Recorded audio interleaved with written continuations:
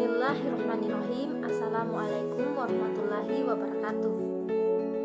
Perkenalkan, nama saya Ining, NIM 1905010205. Program studi Perbankan Syariah kelas B semester 5, Fakultas Ekonomi dan Bisnis Islam. Tujuan saya membuat video kali ini yaitu untuk memenuhi tugas UTS mata kuliah Akuntansi Manajemen Syariah. Baik, pada video kali ini saya akan mempresentasikan materi yang telah dipresentasikan oleh teman-teman sebelumnya. Materi yang pertama, peran dan fundamental akuntansi manajemen di lingkungan yang dinamis. Dari sudut pandang tipe akuntansi manajemen merupakan suatu sistem informasi keuangan guna menghasilkan informasi bagi pihak pengambilan keputusan dalam suatu manajemen perusahaan. Dilihat dari sudut pandang suatu tipe informasi, akuntansi manajemen menghasilkan informasi berupa informasi kuantitatif atau berupa angka sebagai salah satu ukur yang nantinya dimanfaatkan pihak manajemen untuk pengelola perusahaan. Sejarah akuntansi manajemen. Sejarah akuntansi manajemen syariah di Indonesia tidak terlepas dari eksistensinya praktik akuntansi syariah dan sejarah pengakuan perbankan syariah setelah dikeluarkan Undang-Undang Nomor 10 Tahun 1998 tentang perubahan Undang-Undang Nomor 7 Tahun 1992 tentang perbankan. Fungsi akuntansi manajemen syariah yaitu fungsi perencanaan, fungsi pengorganisasian, fungsi pengarahan dan motivasi, fungsi pengendalian, dan fungsi pengambilan keputusan. Ciri-ciri akuntansi manajemen menurut Rudianto yaitu pemakaian utama, kebebasan memilih, implikasi perilaku, fokus waktu, rentan waktu, pelaporan, gambar aktivitas. Peran akuntansi manajemen dalam perusahaan menurut Ronald W. Hilton, yang pertama, menyediakan informasi untuk pengambilan keputusan bagi manajer. Yang kedua, membantu manajer dalam mengendalikan operasi perusahaan. Yang ketiga, motivasi semua sumber daya manusia perusahaan dalam mencapai tujuan. Yang keempat, pengukuran kinerja departemen dan pimpinan dalam organisasi perusahaan. Materi yang kedua yaitu konsep biaya. Menurut Kuswandi, biaya adalah semua pengeluaran untuk mendapatkan barang atau jasa dari pihak ketiga yang berkaitan dengan usaha pokok perusahaan maupun tidak. Biaya diukur dalam unit moneter dan digunakan untuk menghitung harga pokok produk yang diproduksi perusahaan. Nah, biaya dalam akuntansi keuangan yaitu suatu pengorbanan yang dilakukan untuk mendapatkan barang atau jasa. Nah, sedangkan biaya dalam akuntansi manajemen yaitu biaya atau cost adalah kas atau setara kas yang dikorbankan atau dibayarkan untuk barang atau jasa yang diharapkan memberikan manfaat atau pendapatan pada saat ini atau di masa yang mendatang. Nah, selanjutnya jenis biaya yang tidak diakui dalam Islam. Yang pertama yaitu pembelian barang haram, yang kedua asuransi, yang ketiga biaya suap, yang keempat infak atau sedekah dan wakaf, yang kelima pembayaran bunga bank, dan yang terakhir zakat. Nah, selanjutnya manajemen biaya. Manajemen biaya adalah sistem yang didesain untuk menyediakan informasi bagi manajemen untuk mengidentifikasi peluang penyempurnaan, perencanaan strategi, dan pembuatan keputusan. Nah, operasional mengenai pengadaan dan penggunaan sumber daya diperlukan oleh organisasi atau perusahaan. Nah, selanjutnya konsep dasar sistem manajemen biaya. Adapun konsep dasar sistem manajemen biaya yang pertama yaitu konsep nilai tambah, yang kedua konsep akuntansi aktivitas, yang ketiga konsep biaya target. Nah, selanjutnya macam-macam manajemen biaya. Yang pertama, biaya bahan baku langsung dan tidak langsung. Yang kedua, biaya tenaga kerja langsung dan tidak langsung. Yang ketiga, biaya tidak langsung lain. Yang keempat, biaya sinantiasa serta biaya variabel. Yang kelima, biaya per unit. Nah, selanjutnya tujuan-tujuan sistem manajemen biaya. Adapun tujuan-tujuan sistem manajemen biaya yaitu yang pertama, mengidentifikasi biaya aktivitas. Yang kedua, menentukan efisiensi aktivitas dan ekonomi aktivitas. Yang ketiga, menyempurnakan kinerja masa depan. Yang keempat, mencapai ketiga tujuan tersebut bersama-sama dalam lingkungan perubahan teknologi. Nah, adapun perubahan lingkungan bisnis meliputi yang pertama, meningkatkan kompetisi global, yang kedua, kecanggihan teknologi informasi dan pemanufakturan fokus pada pelanggan. Nah, yang ketiga, bentuk baru organisasi manajemen.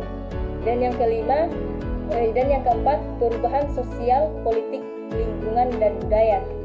Nah, selanjutnya masuk pada materi ketiga, yaitu cost volume profit analysis. Nah, cost volume profit analysis merupakan alat yang dapat digunakan manajemen untuk mengetahui hubungan antara harga jual, volume penjualan, dan biaya terhadap laba. Nah, analisis cost volume profit adalah analisis yang digunakan untuk menentukan bagaimana perubahan dalam biaya dan volume dapat mempengaruhi pendapatan operasional atau operating income. Nah, selanjutnya dasar analisis biaya, volume, dan laba. Nah, biaya, volume, laba atau analisis titik impas yaitu tentang hubungan antara penerimaan total, biaya total, dan laba total perusahaan pada berbagai tingkat output. Titik impas merupakan tingkat aktivitas di mana suatu organisasi tidak mendapatkan laba dan juga tidak mendapatkan rugi. Nah, titik impas dapat dihitung dengan menggunakan metode persamaan, metode margin, kontribusi dalam hitungan unit penjualan maupun penjualan dalam suatu mata uang tertentu yang digunakan dalam transaksi bisnis. Nah, selanjutnya pemanfaatan analisis cost volume profit untuk perencanaan. Yang pertama, analisis target laba. Nah, analisis target laba dalam aplikasi hubungan biaya volume dan biaya pada dasarnya sama dengan analisis titik impas. Nah, perbedaannya hanya terletak pada jumlah laba yang diperhitungkan dalam formulanya. Yang kedua, analisis multiproduk. Nah, dalam analisis multiproduk memerlukan adanya asumsi terkait dengan bauran penjualan atau sales mix. Yang ketiga, analisis sensitivitas. Nah, analisis sensitivitas merupakan analisis yang dilakukan untuk mengetahui akibat dari perubahan parameter produk terhadap perubahan kinerja sistem produksi dalam menghasilkan keuntungan. Nah, yang keempat, margin keamanan. Nah, margin keamanan merupakan kelebihan penjualan yang dianggarkan atau realisasi di atas volume penjualan pada titik impas. Yang kelima, pemeliharaan struktur biaya leverage operasi. Leverage operasi adalah suatu ukuran kemampuan manajemen memanfaatkan biaya tetap dalam suatu organisasi agar mencapai tingkat laba tertentu. Nah, selanjutnya perencanaan laba. ada 3 faktor yang mempengaruhi laba, yaitu yang pertama volume produk yang dijual, yang kedua harga jual produk, dan yang ketiga biaya produksi. Nah, selanjutnya kita masuk pada materi keempat, yaitu analisis perilaku biaya. Nah, perilaku biaya adalah pola perubahan biaya dalam kaitannya dengan perubahan volume, kegiatan atau aktivitas yang dilakukan perusahaan. Nah, dengan kata lain, perilaku biaya adalah istilah untuk menggambarkan apakah biaya berupa seiring dengan perubahan output, besar kecilnya dapat dipengaruhi oleh volume produksi dan volume penjualan. Nah, jadi analisis perilaku biaya mampu memberikan masukan bagi manajemen dalam proses estimasi biaya produksi.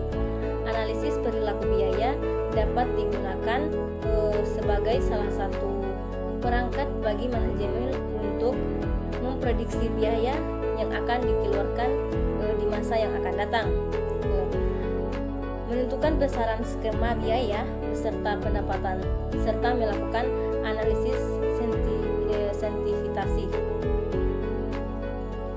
Nah, selanjutnya klasifikasi biaya. Adapun klasifikasi biaya terbagi menjadi 5. Yang pertama, biaya berdasarkan perilaku, yaitu biaya tetap, biaya variabel, dan biaya semi variabel. Nah, yang kedua, biaya unsur, biaya berdasarkan unsur biaya, yaitu yang pertama biaya bahan baku, biaya tenaga kerja, biaya overhead pabrik. Yang ketiga, berdasarkan hubungan dengan produksi, yaitu biaya utama dan biaya konvensional. Yang keempat, berdasarkan dengan suatu yang dibiayai, yaitu biaya langsung dan biaya tidak langsung. Yang kelima, berdasarkan bidang fungsional, yaitu biaya produksi, biaya pemasaran, biaya administrasi, dan biaya keuangan. Nah, selanjutnya objek biaya. Yang pertama, produk, yang kedua, produksi, yang ketiga, departemen, yang keempat, divisi, dan yang kelima, limit produk. Nah, selanjutnya tujuan pemisahan biaya tetap dengan biaya variabel. Nah, yang pertama, perhitungan tarif biaya overhead yang ditentukan sebelumnya dan analisis varian. Nah, yang kedua, penyusunan anggaran fleksibel dan analisis varian. Yang ketiga, perhitungan biaya langsung dan analisis margin kontribusi. Yang keempat, analisis titik impas dan analisis biaya volume laba. Yang kelima, analisis biaya diferensial dan komparatif. Yang keenam, analisis maksimalisasi laba dan minimalisasi biaya jangka pendek. Yang ketujuh, analisis anggaran. Dan yang terakhir, analisis profitabilitasi pemasaran berdasarkan daerah, produk, dan pelanggan. Nah, selanjutnya kita masuk pada materi kelima, yaitu pengambilan keputusan. Nah, pengambilan keputusan adalah memilih salah satu di antara berbagai alternatif tindakan yang ada. Nah, pemilihan ini biasanya menggunakan dasar hukum tertentu, apakah probabilitas atau penghemat kos. Nah, pengambilan keputusan meliputi 4 tahap. Yang pertama yaitu penentuan masalah dengan penekanan pada tujuan yang hendak dicapai. Yang kedua, mengidentifikasi berbagai alternatif tindakan. Yang ketiga, mendapatkan informasi relevan dan menyingkirkan informasi yang tidak relevan. Dan yang keempat, membuat keputusan. Nah, selanjutnya pengambilan keputusan menurut Abdul Halim dan Bambang Supomo, yaitu yang pertama, informasi kuantitatif, yang kedua, informasi akuntansi, dan yang ketiga, informasi bukan akuntansi. Nah, Adapun konsep biaya relevan yang pertama yaitu merupakan biaya masa yang akan datang. Yang kedua, berbeda antara alternatif dan tindakan. Nah, maka agar biaya menjadi relevan, maka biaya tersebut harus berbeda pada waktu dilakukan perbandingan keputusan. Nah, yang kedua, harus bernilai kini atau masa yang akan datang. Nah, selanjutnya yaitu tujuan penentuan harga. Adapun tujuan penentuan harga yang pertama berorientasi pada laba, yaitu menyatakan bahwa setiap perusahaan selalu memiliki harga yang dapat menghasilkan laba lebih tinggi. Tujuan ini dikenal dengan istilah maksimalisasi laba. Nah, yang kedua, berorientasi pada volume. Harga ditetapkan sedemikian rupa agar dapat mencapai target volume penjualan. Yang ketiga, berorientasi pada citra. Nah, adapun perusahaan dapat menentukan atau menetapkan harga tinggi untuk membentuk atau mempertahankan citra prestisius. Yang keempat, stabilisasi harga dilakukan dengan jalan menetapkan harga untuk mempertahankan hubungan yang stabil antara harga atau suatu perusahaan dengan harga pemimpin industri. Adapun faktor situasional yang dianalisis dalam model penentuan harga yaitu terbagi menjadi 4. Yang pertama, strategi perusahaan dan strategi pemasaran. Yang kedua, karakteristik pasar sasaran. Yang ketiga, karakteristik produk. Dan yang keempat, analisis kompetitor. Nah, informasi yang dibutuhkan untuk menganalisis karakteristik pesaing yang dihadapi, yang pertama yaitu jumlah perusahaan dalam industri, yang kedua ukuran relatif setiap anggota dalam industri, dan yang terakhir diferensi produk.